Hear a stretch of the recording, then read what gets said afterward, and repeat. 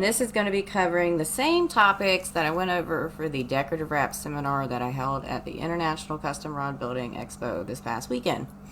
Top 3 things. We'll be talking about how I see a proper setup working out best for you, which is mean properly laying out the wrap, not the pattern, but getting the wrap set up for success before you put on your measurements.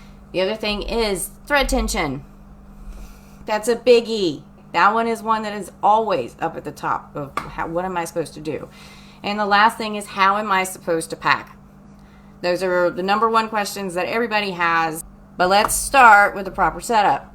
My first thing that I highly recommend is a butt alignment jig or a decorative wrap alignment jig. Okay, these little things. Now granted, yes, I'm making them and I'm selling them, but this tool changed my wraps. As I told them, I was big team no spend. I'm not going to buy something until I know that I am fully invested in this project. So when I start a new hobby, when I start a new little craft thing or, try out something, I'm not investing in the proper tools. And in doing so, I make life harder for myself. And this is why I say get one. Because originally, and a lot of people will try to say that you can use the light source above your wrapper. Some people can do it successfully. Not a lot of people can. Here's the thing, is your light perfectly centered over your blank? All blanks that fit on that wrapper, perfectly centered. Some of you might have them centered. Mine's not. It's usually wherever I get the best lighting and is closest to the power source. Plus, if you are just using the light source and you're not really good at remembering where light reflects and changes its angles at times, your wrap can start to go crazy. I tried it. I sucked at it. I moved on to something else to try, which was try to put a piece of tape down the blank and draw a straight edge along it because I didn't want to buy the tool and I didn't have time to make it. Still, same results. Rocky, wavy line. As soon as I got one of these things, my wraps were immediately straighter. Think about it. If you're told to walk a straight line, but there's not a line to follow, the line is in your head. It's also reliant on your body being able to physically walk a line without you getting wavery off of it. If you have a straight line to walk on, let's say a parking spot line, right? Straight line. You can walk that line with confidence and not worry about wobbling off of it because you have a straight line to follow. It's the same thing with the decorative wraps. You need a straight line to follow in order to make it perfectly straight. The next thing is a circle template. Okay, this thing is a beauty. Now, granted, none of these circles on this side are even remotely useful. We are never going to wrap anything that is that big. That side is just not useful. I have the larger one, but this is the one that I recommend because you're going to use most of those circles. You're not going to use these, okay? But you put a circle template on your blank and slide it down until it gets stuck. That helps you get your axis marks really fast, really quick, and really efficiently. See, these tools aren't just useful, they also speed up the entire setup process, which for me, originally, it was taking 30-45 minutes to do all this stuff because I didn't have the proper tools. This is a really bad example because I am working on that straight taper blank, but each of these circles have 4 lines drawn on them already. So when you put it on your blank and you spin it to line it up with your reel seat, because if you've got guides on, this isn't working. You're not going to get it over the blank. This has to be before the guides go on. You got top and bottom, which is your 0 and your 180, and you've got your 2 marks on the side for your 90 and your 270. So you can mark 2 axes, you can mark 4. If you want to mark 8, you just take it and spin it and divide the marks that you just put in half. Now you've got 8 axes. If you want to do a 16, you keep doing that. If you want to do a 32, you keep dividing. It can be done. I don't recommend it. It's a very, very tiny, tiny pattern. The circle template, the butt alignment jig, and the next most important thing is getting a marking utensil that works. I asked everybody in the seminar, I said, hey, how many of you guys, with a raise of hands, has a China marker? I would say probably 6 or 7 raise their hands. I said, how many of you guys hate China markers. And everybody in the room raised their hands. They were like, yep, I said, I would guess the reasons why. One, you can't keep them sharp. Two, when you do draw a line, it's like that chip, chip, chip, chip, chip dragging thing that goes across there. And three, if you're marking it for a decorative wrap, you get your layouts on there and you might get 5 threads in, and where'd it go? It just disappears. I can't stand China marker. It's okay to use when you're like, wanting to rub the things off immediately or don't care if they stay. Like if you're doing a static test with your guides or I don't know, something. They're not very useful. And you can use permanent marker, but it doesn't come off very easily. So my biggest thing is getting a proper marking utensil. And mine at the moment are paint pens. Sharpie paint pens. You can get them in so many different colors, but I am fine with having a white and having a black. When you get these, make sure you get the extra fine point. Do not be fooled by the fine point. So this is the extra fine. Just remember the white is extra fine, the black is fine.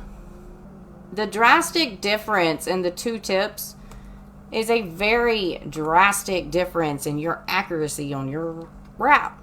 Now granted, when I do a lot of my demos and I'm doing my videos for you guys, I'm using this fine point because the line shows up better on camera.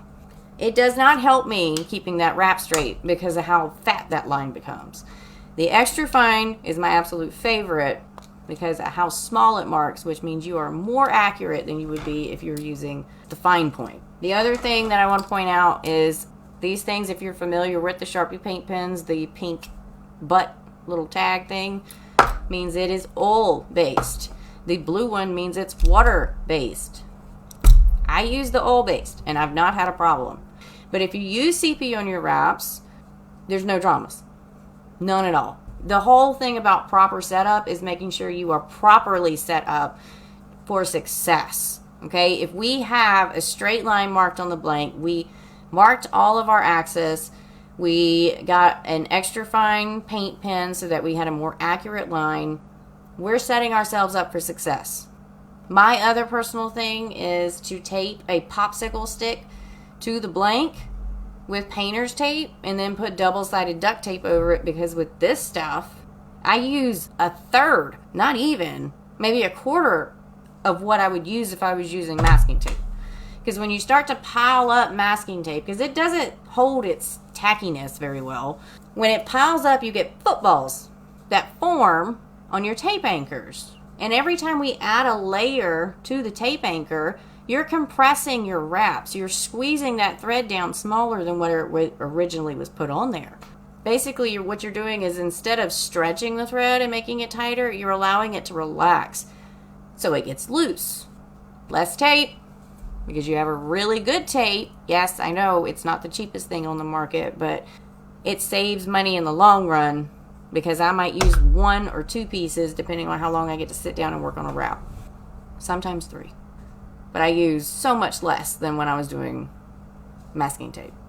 So that is what I believe will help you have a proper setup, simply because if we have a straight line to follow, we know it's right, we can't mess up. It's not going to disappear mid-wrap. It's not going to bleed onto my threads or anything like that. I'm going to have a straight line that I can follow, so it's easy for me to make sure it stays straight. And I don't have to guess with trying to figure out where the light source is coming from, leaning forward and leaning backwards, and I don't have to continuously get behind it and eyeball it every single time I go to pack it, or end up packing more than I should because I don't have a straight line to follow. I'm all about teaching success, and having a successful wrap means that you have all the proper tools in place. Okay, I get it. People have budgets, they don't want to spend money on the tools. It's not, I get it. But I, from personal experience, was there, and when I finally broke down and made my tools or I bought them, my wraps changed. I can't deny that. And I can't deny that I've heard from people that teach classes and stuff that when they do ask their students to use that tool, the wraps come out 100% straight most of the time. So the next thing that we are going to be talking about is thread tension. This is one of those things that it sucks for you guys because you weren't there to be able to touch this stuff, to feel it, for me to be asking you to do certain things so you could feel it in different parts of your arms and stuff. But I will try my best to convey it on camera. So my handy dandy thread tension sticks. PVC 5-pass chevrons wrapped in 3 different tensions on the blank. I even went as far to put an R and an L on these so that when they held them in their hands, they would be on the right section of tension that I was talking about. So there are 3 different tensions that we can wrap in. Too tight, too loose, and somewhere in the middle.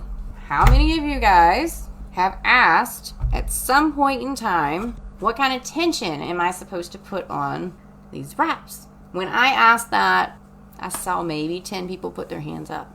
I said, okay, and out of that, how many people told you, well, don't wrap too tight, don't wrap too loose, wrap somewhere in the middle? Okay, that's helpful, right? That's what you think. Because whenever I asked that question, I was like, what does that even mean? How am I supposed to know what that means when I don't even know what tension I'm wrapping at currently? It makes no sense to me. Okay, don't wrap too tight. What is too tight? Right? We don't know that answer. It's such a vague response. Unfortunately, it is the only response because we can't say, well, you're going to put like a 20-degree pull on it. There's no way for us to tell you exactly what you should be doing. So yes, unfortunately, you do get that vague response, but this is where the demo stick comes in, and hopefully I can show you what it means. This section is my too loose section. This is the least common issue. Usually you are not wrapping too loose because if you think you have a problem with tension, I would almost bet you're not entirely comfortable with it. Because when I was first wrapping, I was overthinking it so much that I was applying so much tension as I was pulling the thread because I thought I had to get it laid down right beside the one that was there. I was literally stretching the thread to its max.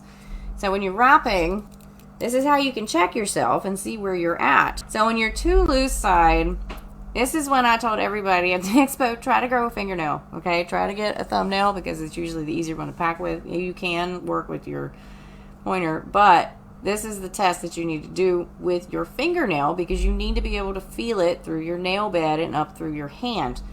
You're going to take your thumbnail and you are going to push, and you see how easily this moves. Okay, let's see. I can, let's think about pinky strength, okay? I can still move that.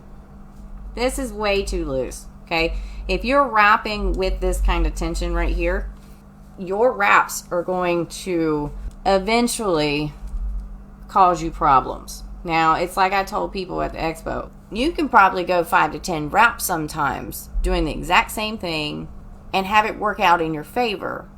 But the one time that it messes up, it will continue to mess up from there on out. And you have to figure out what it is. But too loose, big signs of if your thread tension's too loose. You might get that thing to pack like a dream. Okay, it might feel like the easiest wrap you've ever done. But when you put CP or you put epoxy on it, what happens to thread when it gets wet? Yes, Dawn, thank you. It expands. It gets bigger, right? It soaks it up so it gets fatter. So if we're wrapping with too loose a tension, we put that CP on there, we put the epoxy on it, we check it, everything's fine while we're there, we go away, we come back, we look at it. What happened? The thread got bigger and it might have curled, might have done some zigzag, rolled out a little bit, like it just did complete disaster. Too loose. The other big sign of that wrapping with too loose is that you can get bubbles that form at the tape anchor where the wrap is getting like too loose, basically, from the compressions and stuff. I can show you with this one. This is my demo wrap. So you see this, where this thread is like bubbling kind of in that little section? It's because I've pulled all of these threads completely down in this same exact spot, and it's just squishing and squishing and squishing. You can see it really good right there. It's just bubbling up, okay? This, if it happens early on in your wrap, will work itself through the rest of the wrap, and you will lose the wrap, okay? I was talking to somebody at the expo, and we were talking about these bubbles. We both admitted that we had literally tried to pull them out. We had tried to pack them out. We had done everything we could think of, and we failed. Because it's inevitable. If that happens, you're going to lose it. But, you know, if it works to the middle of the wrap, like that's, you need to get rid of that. You need to start over and figure out what went wrong. So that is the too loose. So now that we flipped it, okay, I did turn it around. Over here is the right, so it's in the wrong, you know, hand. This is the most common problem. We have all wrapped too tight. And typically, it's probably on your first 1 or 3 wraps. Because that is when you were learning what you were doing and you were concentrating on, okay, I'm supposed to be on this bottom going up towards the tip, supposed to be going down this way. Now I gotta go back this way. Wait, what have I made the diamond yet? I don't understand. Oh, wait, I'm on this side. Wait, am I supposed to cut it on this side? Am I supposed to cut it? Oh, wait, I need to go around, cut it. You are stressed. Your body responses by tensing up. You pull tighter. Because the other mistake that we make is we think that we need to put that thread exactly beside the thread that was there. It's not the case, okay? That is what packing is for. That is exactly what packing is for. I know, packing sucks. I get it.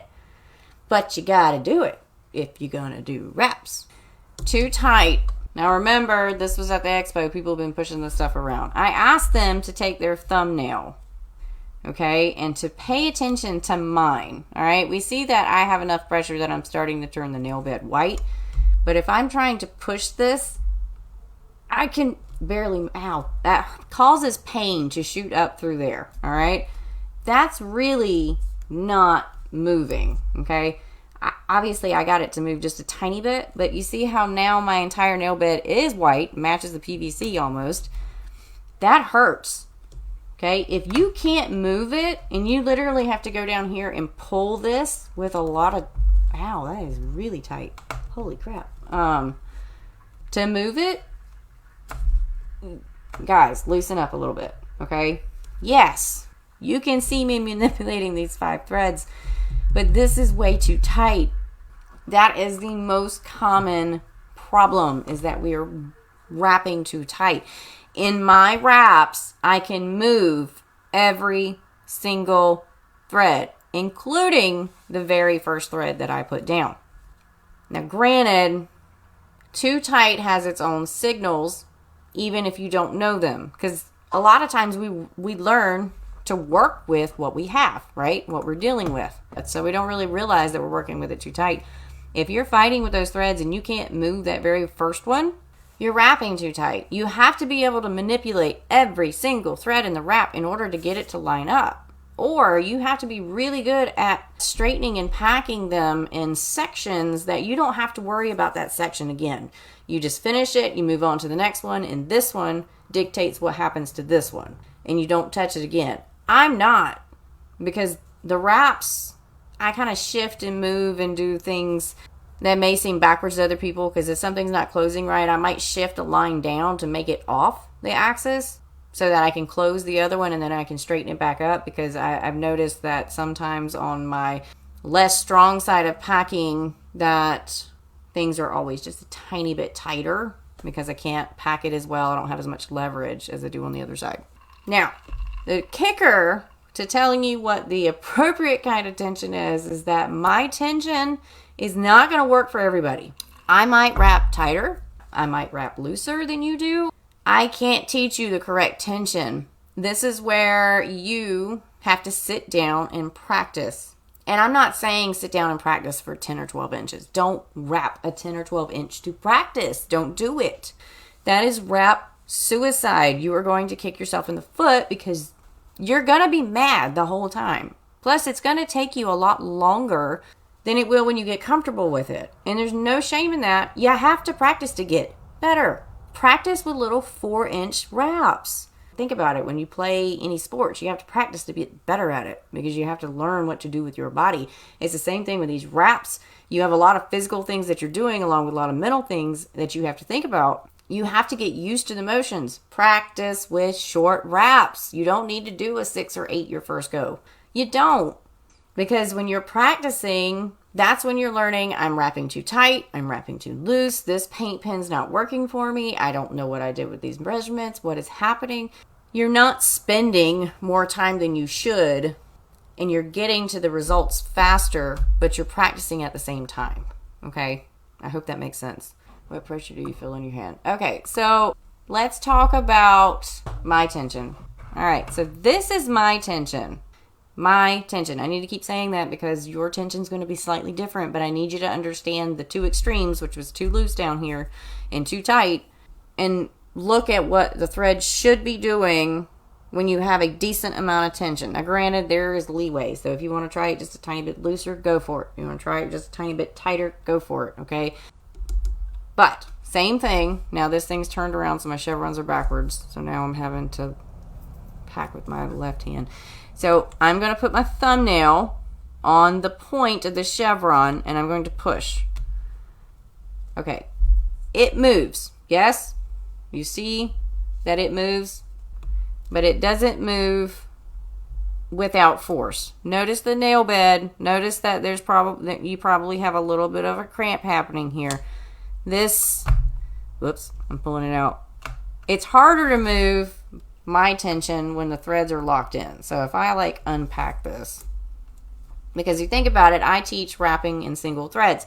Single threads, when they lock into place, when they go into their perfect corners, they act like a lock and they don't let it move as much.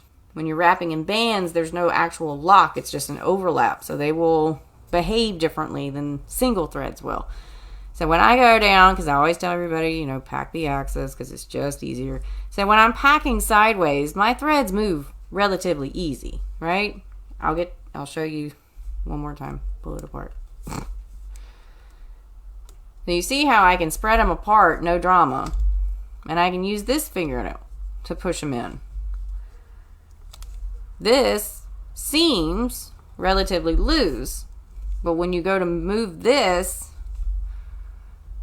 it's locked in. I can move it, but it takes a lot more effort. That is the basis of tension. You have to find the middle ground between too loose and too tight and figure out what you can work with. Now, I will go back and say about the too tight because I think I kind of got sidetracked and forgot about it. If you're wrapping too tight, other signs other than just you not being able to move 5 passes with your fingernail, one, you'll get a massive cramp up in this section of your arm. This entire section, if you're feeling like this locked in muscle where you're trying, whatever arm, where you're trying to move it, you're wrapping too tight or you're forcing too many threads to move at once. The other thing will be is you're busting threads. So if you're popping threads constantly while you're trying to pack, it's either one, your packing tool, depending on what you're using. If it's not your packing tool, it is your tension. Or it could be metallic.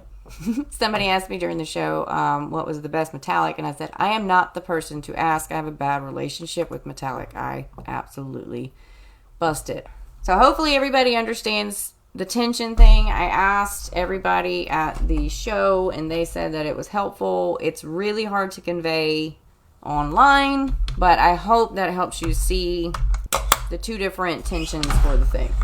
So let's talk about packing tips. And I actually wanted to pull my wrapping demo that I just finished yesterday to show you some more packing tips. I want to start out with saying that there are a few rules when it comes to doing the packing. You want to wait until you have 5 threads on the blank before you pack. That just needs to be a rule. And the reason being is if you try to pack after every single thread that you lay down, we think that it will help us in the long run, but we actually spend more time fighting with that single thread than we would if we wrapped 5 and then packed the 5. Once you put down one single thread, now granted, the only time I tell you to break that rule is when you're doing the layout and I tell you to move those cross points exactly where that mark was on your axis and make sure it is centered so that you have the bones of your wrap to move off of. Everything will grow off of that particular thread. So that thread has to be exactly where it's supposed to be. Past that one single layout thread, the bones of the wrap, You want to pack every 5 threads. So once you get the 5th thread on there, then you can pack. There's enough tension that they will push together easily, and you can pack a lot better and more accurately. Now, remember, that outside thread, that 5th thread, is not going to pack as nicely as the 4 in front of it. And the reason why, it is the only thing holding itself in its spot. There's no tension on it. It's just itself holding it there. So it's not going to play nice with its neighbor. Same thing when you're trying to pack after every single thread you throw down. There's nothing there holding it in its place but itself. So sometimes some of that thread, depending on the angle, will actually pack out really nicely. Other times you'll be fighting it and it's just going to roll back, roll back, roll back, roll back. Because then there's nothing telling it can't. You're pushing it and it's like, nah, I'm good over here. Wait to pack till the 5th thread every time. Once you get comfortable after every single 5 threads that you do it, start adding. Go 7, go 8, go 10, go 15. I can move decent amounts of thread at once depending on what the pattern itself is. But I don't think I ever go over 10 to move at once. And even that can be difficult because when you start packing a bunch of thread in like that, the first section is going to try to like lock into itself and this outside's not going to move it. So you're going to have to go in there individually and push the seam regardless. So it's just easier okay, if you got 5, pack every time. The other thing is that when you're wrapping, let's say that we're doing a diamond. So we're boxing out. We're putting a thread on the outside of every single thread that was previously there, right? We're moving outwards. We're going to pack in. We're going to pack it in towards the center. So our rules of packing are we actually pack opposite of what we wrap. So if we're boxing out, we're packing that pattern in. If we're boxing in, where we're going in towards the center, we're packing that pattern out every time until we can't put any more threads in there. That's pretty generally a rule. Like, wait to pack till every 5 threads. When you're packing, you're actually packing the opposite way of your wrapping. So if you're boxing out, you're packing in, you're boxing in, you're packing out. That's simple to remember, right? The other thing is that you need a decent tool to pack with. Now, granted, I don't care what kind of packing tool you get. I don't care if it's the one that I recommend.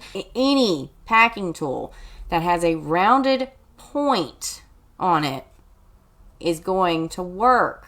This rounded point is what helps with packing wraps. It's a point, but it can't cut me. It can't cut the threads, and it can't scuff the blank. Okay? It leaves no marks when I drag it back and forth on the thing. I have to sand it down every once in a while and make sure that it stays that way, but it is a rounded point. And the reason why a packing tool with something like this at the end of it is vital is because you want to be able to get in there and get each individual thread and move them how you see fit. You can't do that with your thumbnail. So here, we're going to take a look at this wrap that I just finished, and we are going to look at some packing tips that I'm going to have for you in regards to this. Because I left a few quote-unquote boo-boos because I wanted to have something to demo for the lives. Robert, this packing tool, granted I sell these, but like it's a mechanic's pick. I sanded it down. I didn't want to try to figure out how to put a handle on something, so I just found this, and this is my favorite thing ever. It does everything I ask of it and then some. Alright, so let's take a look at this. So as I said, I wanted to leave a few boo-boos in this thing. So let's pay attention real close here. Coming off of this spider, you see how my straight line actually curves up? Now, if you take another notice, it curves up into this diamond, which means that this line is also off. And then we get over here to this spider and we see that it pops back down. Okay? The other boo-boo I want you to take notice of, because I don't care if you guys see my mistakes, is you see this white here that doesn't look like the rest of this white? That means that there's a gap in this white. So packing tips. Let's talk about some, for this one, is straightening tips, right? It's closed. It's not closed perfectly. And I said that because I wanted you guys to be able to see how I could manipulate the seam no matter what. So we're going to start actually over here at the spider, and we're going to take a look. Now I have to turn it towards me, and I'm going to look for any fault like errors that are happening. So if we look at this particular section, there's a thread there that's looking funny. That means that this actually needs to get moved down. And I have done some what looks like slight burnishing in this area. Now, we want to take this and we want to push it down because we want it to line up with this, because this, up until here, was my true straight line, and then I waved off of it. I don't want to do that. So how am I going to fix it? We're going to start here, and this is what I mean when I'm talking about manipulating the seam. Wait, we're going to go there because that's where it's messed up. And we are going to take our tool and we are going to push it down just a little bit. Now granted, it went a little bit below where I really want it to go, but I would rather it slide down just a little bit extra because I have better leverage pushing the wrap up than I do pushing it down. See, with that tiny bit of movement, how I just automatically just straightened that back up? This is what I mean about manipulating the seam. Now that's the other trick. You can take your tool, as long as you know that it's not going to cut your thread, and you can literally put pressure down and drag it out, and sometimes it will automatically straighten that seam for you. That one thread where I said I bumped it down too loose, where is it? Where'd it go? It's right here. I see it because it's not laying right. But now it's gone. So now we look at this diamond. So now, because we pushed that seam down, look what happened here. It opened up more space. What are we going to do? We're going to continue to keep pushing it down because we know that that line was wrong, right? Now, some people freak out when we start doing this because we're packing the pattern out and we can accidentally open up too much space. This is when you got to know whether or not you can fit one more thread in there. Boom. Now that white is looking better. There's still a little bit of a gap, which means I'm actually going to take it and look down here. And oh, if we really pay attention to how this point is coming off of this spider, what happens there? Look at that curve. So this is actually throwing this off. So how do we fix it? We come back down here and sorry, this is a terrible angle for you guys to see. We pull that seam straight. And we open up space. And we also have to take note here. Okay, did that get stretched? Is that actually packed as tight as it should? And you see, there's a gap, which means it's not. So let's pull that down just a little and get that sorted. And now let's stretch these threads out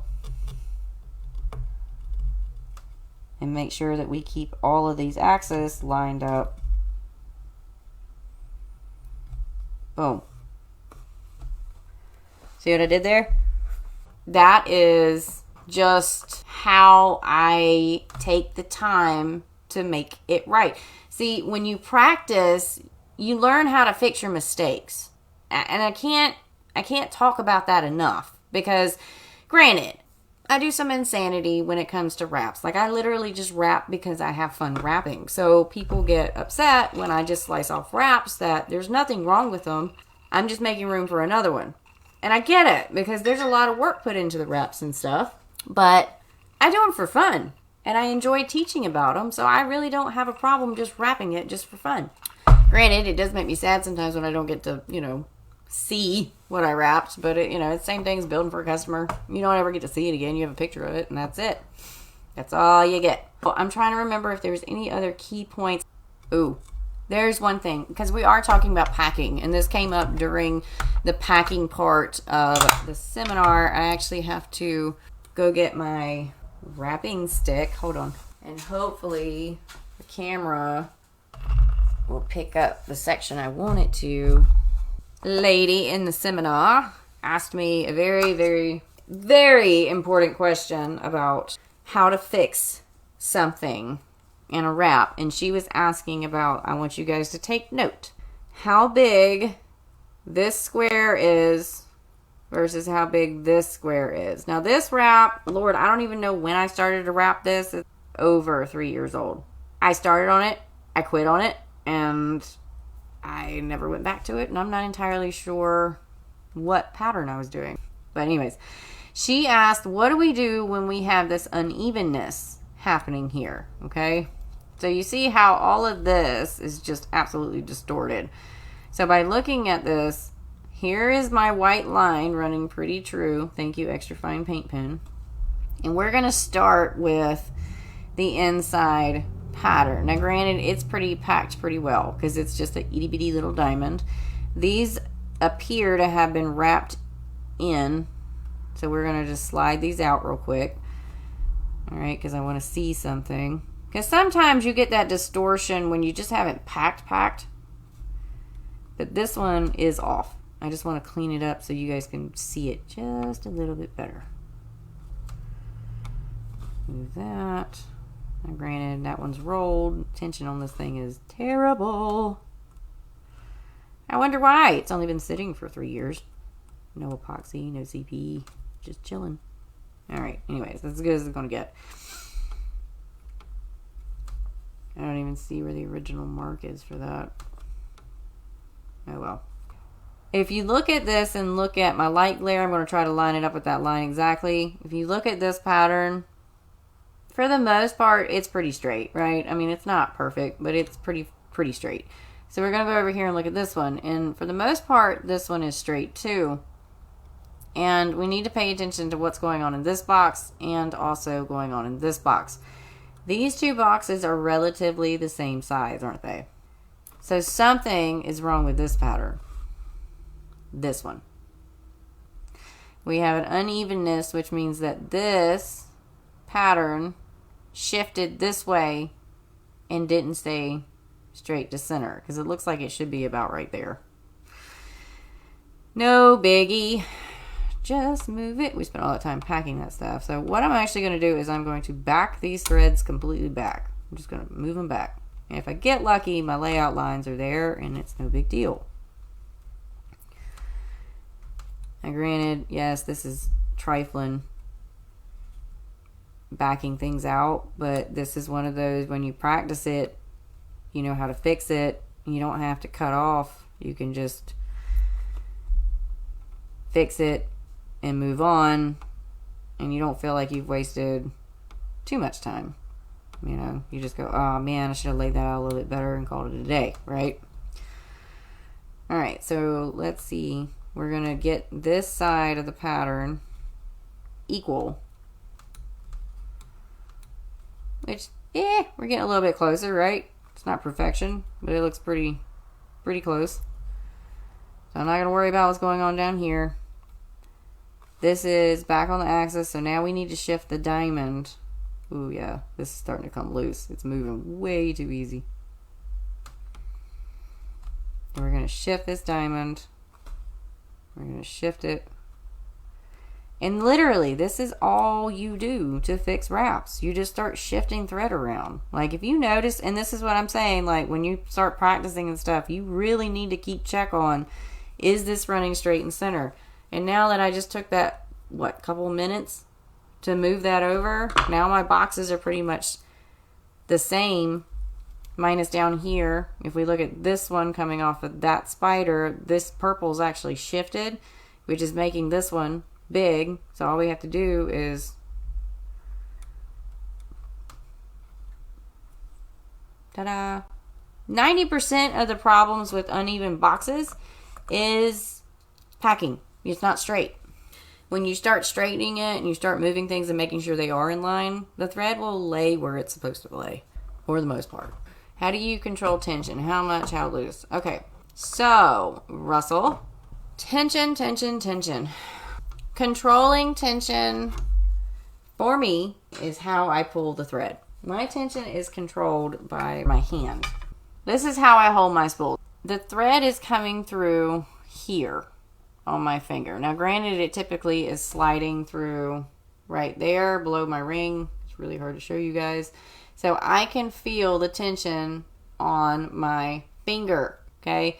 My hand is what is creating the tension. So me squeezing and it coming through here. Now granted, I'm pulling a little bit tighter right now, but I mean, when I'm coming down the blank like this, my hand is turned like that. I feel it right here on the side of my finger. And for the most part, like even turning and showing you guys, this is cutting in a little bit more than what I would actually be wrapping at. It would be more like just a little bit of pressure. Like I know it's there, I can control it. It doesn't hurt.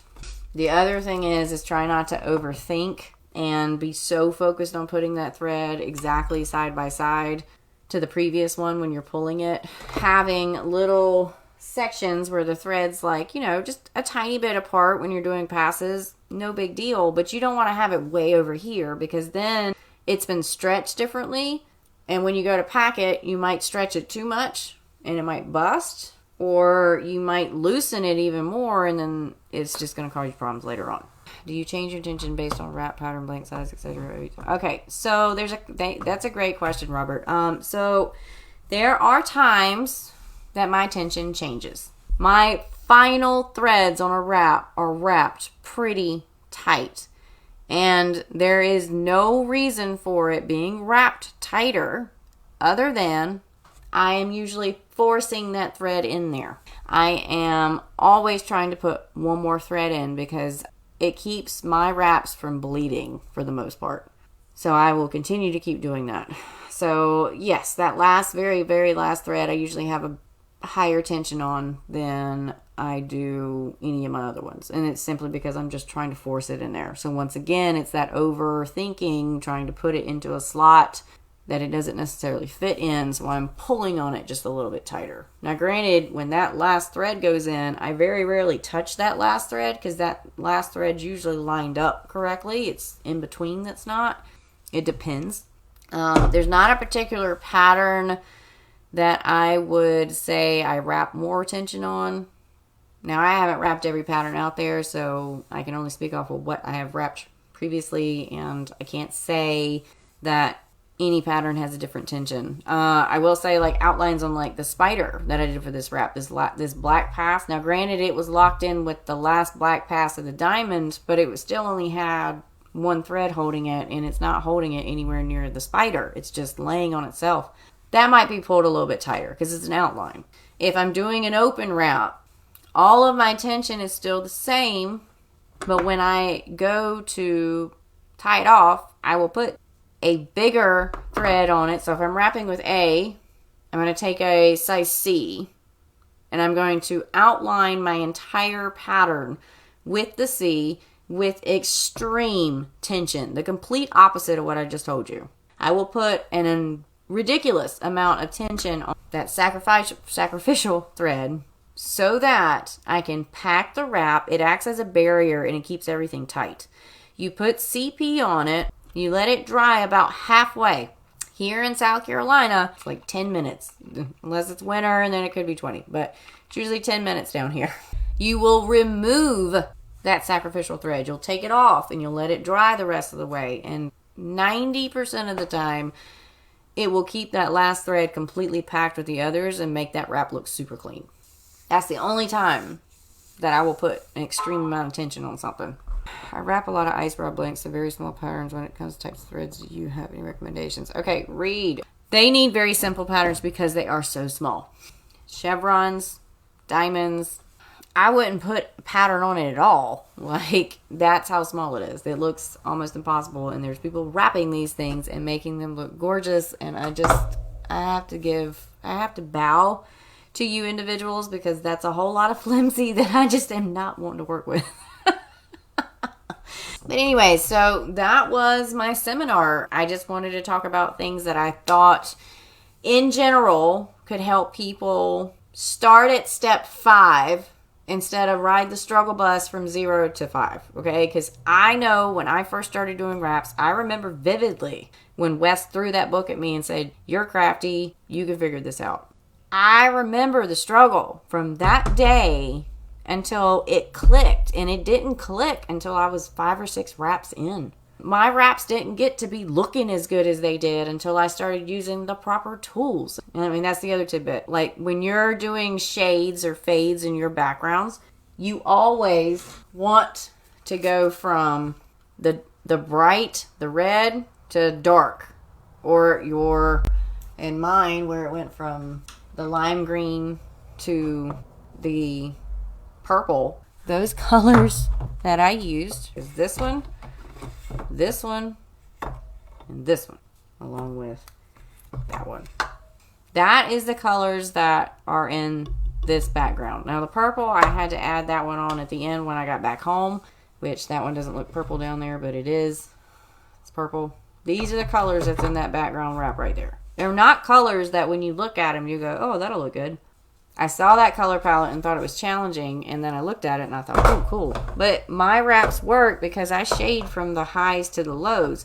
And you always want to shade to the darker, because if you shade to the lighter, guess what? All of your mistakes are going to be visible. You always want to shade to dark, if possible. Now, some patterns you can get away with doing it to the light. It just depends on the thing. But if you try to keep that rule, not a rule, but if you try to keep that in mind when you're doing your wraps, you always go to a darker color. It doesn't have to be dark. It doesn't have to be black. It just has to go to the darker color in the set. Your wrap will look better because the darker color will hide any flaws that you may have had with your packing. And if you notice, when we fixed that, it was mainly in the dark. The black and white from the diamond will distract you. So you're not really, you can't really focus too much on that. Your attention's pulled to the pink and the lime green behind the pink, and is pulled to the black and the white.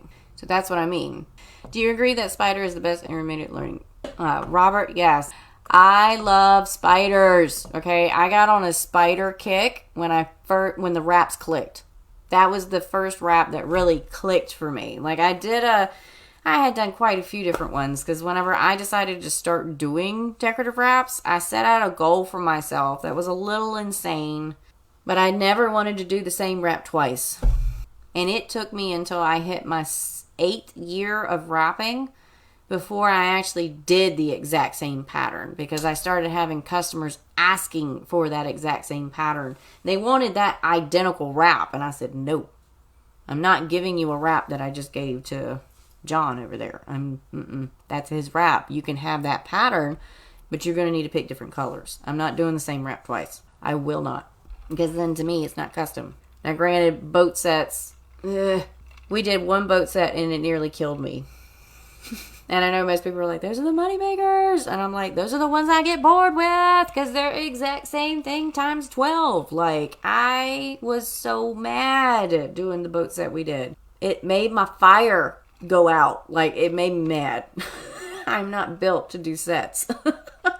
And I know everybody's going, those are the money makers. Oh my God, that's why they're so cool. I can't. I have to do fun stuff. And duplicating something's not fun to me. But I made a goal for myself that every single time that I did a wrap, it was something different. Whenever everything clicked, it was the spider. And the spider is what I stuck with, changing it, variation, for like 6 or 7 wraps. Spiders are awesome. They're easy to pack. You get introduced to the +1 background.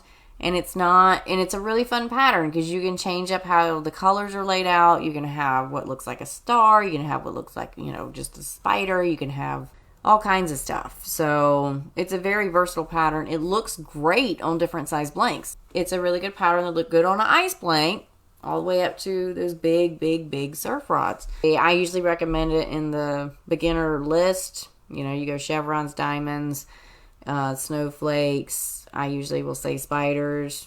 The maze is supposed to be a beginner pattern, but when I was trying to figure it out, that one made my head hurt. I actually had to draw arrows on my pattern sheet so I knew what side I was supposed to be on. And I still didn't wrap it right. That was my very first wrap, and it came out looking like a diamond. I messed up the sequence. And it's okay, because I sat down and did it. Granted, I want to cut that wrap off, and I want to put something new on that blank. But Wes will not let me, because he is adamant that we are keeping my very first wrap, because I need to be reminded of how far I've come. And I feel like that is something that everybody needs to be reminded of, is that every time you sit down to do a wrap, whether it's a practice wrap, 4 inches, don't get crazy, 4 inches when you're practicing. This is 6, but I usually do the length of mine simply because of videoing it. Okay, if I could get away with doing a little 4-inch wrap, I'd be fine. I'd be able to knock them out in a day, maybe 2. But 4 inches are great to practice with. End story. That is all you need to do. But sit down, practice them. Every time you practice them, Whatever you didn't like about the previous wrap, fix it. Work on it. If you feel like your tension is the biggest thing, work on tension, because tension and packing and all of this are all cohesive. They go hand in hand. If your tension is wrong, your packing is never going to be right. You have to fix the tension first. If you can't fix the tension first, you're never going to be able to learn how to pack correctly. And I will flat out tell you that if you're getting pains running up your arms, you're packing too tight. Loosen it up just a little.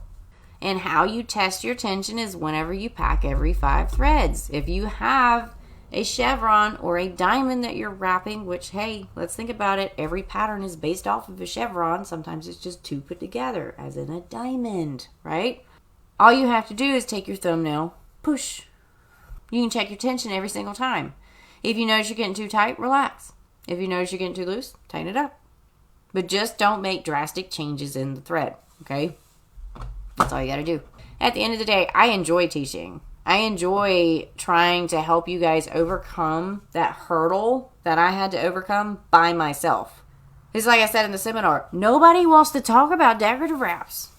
Nobody wants to share it. It's like some big secret, like we work for NASA or something. Nobody wants to talk about it. I don't understand. We all love it. We all think it's awesome.